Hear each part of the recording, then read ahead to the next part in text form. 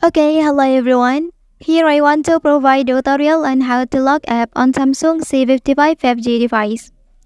Well, app locking allows users to selectively lock certain apps while keeping others accessible without authentication.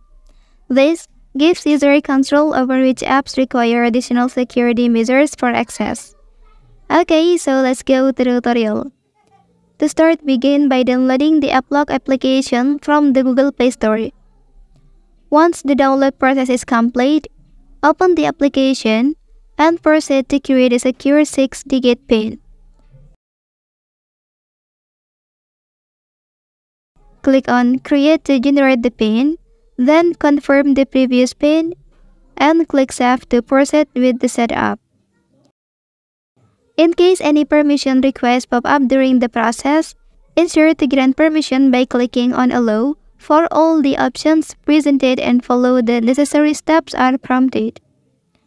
Okay, after completing these steps, you can move on to the next stage where you select the specific apps you wish to lock using the application.